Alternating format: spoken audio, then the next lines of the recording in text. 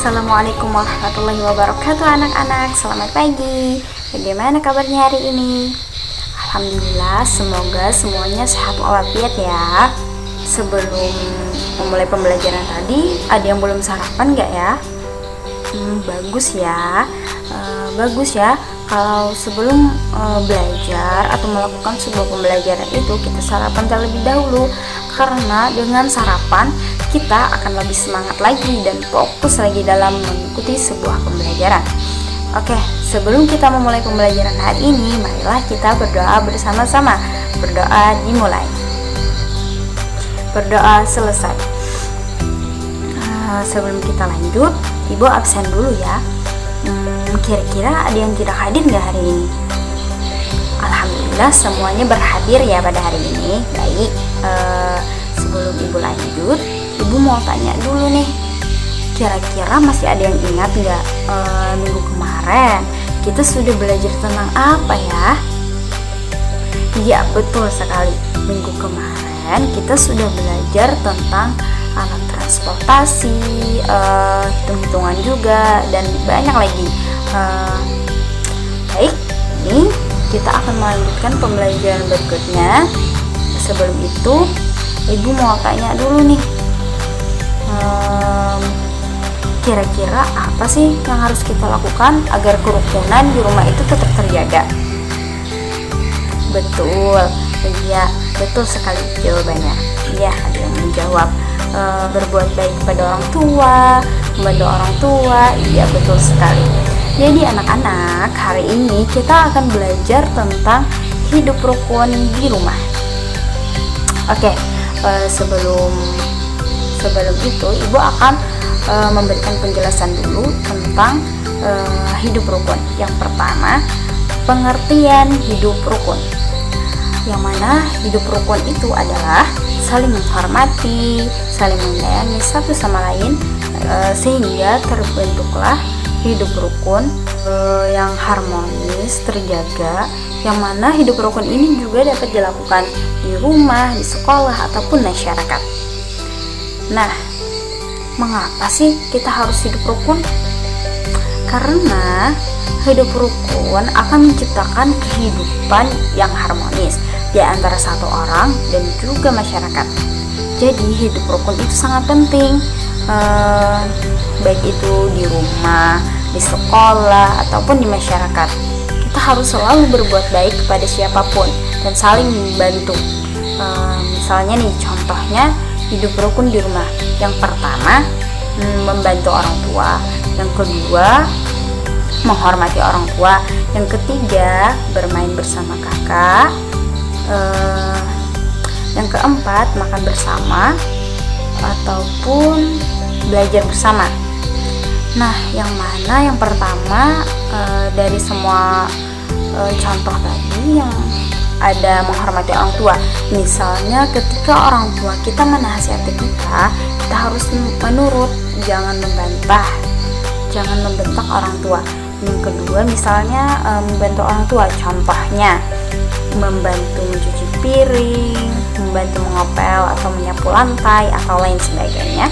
Dan seterusnya tadi ada bermain bersama kakak atau adik, misalnya bermain boneka-bonekaan, bermain bola, ataupun yang lainnya. Banyak sekali permainan-permainan.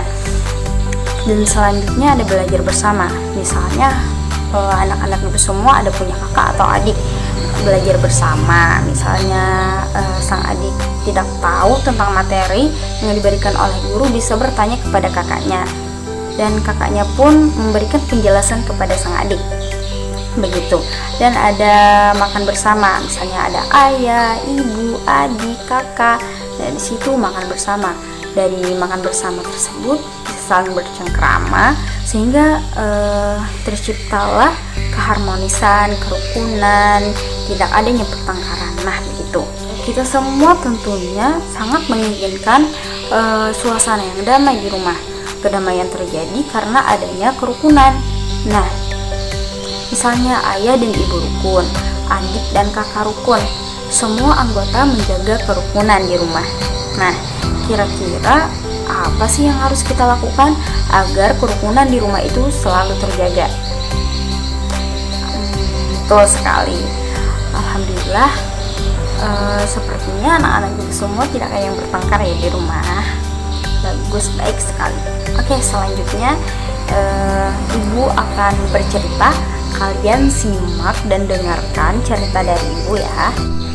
Baik anak-anak ibu sekalian, dengarkan ya, simak cerita dari ibu, karena di dalam cerita ini ada sebuah ungkapan. Nah, nanti kalian sebutkan ungkapan tersebut dan juga arti dari ungkapan tersebut. Baik, ceritanya dengan judul Ayah dan Ibu Menyayangi Mutiara dan Udin. Suatu hari, ayah membawakan buah tangan untuk Mutiara dan Udin. Mutiara mendapatkan buku cerita, Udin mendapatkan mainan. Mutiara dan Udin berterima kasih kepada ayah dan ibu. Mutiara dan Udin tidak saling berebut oleh-oleh. Ayah dan ibu bahagia melihat buah hati mereka selalu rukun. Nah, itu cerita. Kira-kira ungkapan apa yang ada di dalam cerita tersebut? Silahkan kalian cari ungkapan tersebut yang ada di cerita tadi, lalu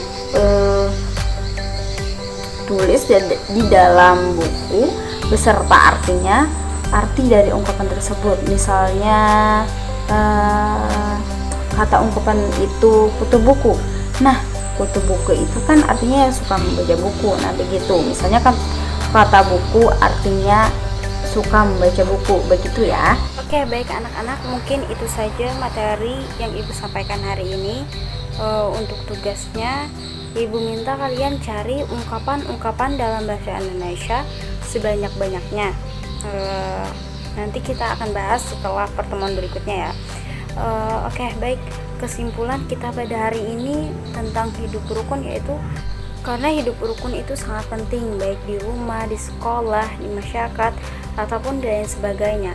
Karena dengan hidup rukun akan tercipta suatu keharmonisan, kedamaian dalam suatu rumah, misalnya sekolah ataupun masyarakat. Ibu harap anak-anak ibu semua bisa hidup rukun di rumah bersama keluarga masing-masing ya, di sekolah juga bersama guru-guru, dan juga di masyarakat bersama orang-orang di sekitar.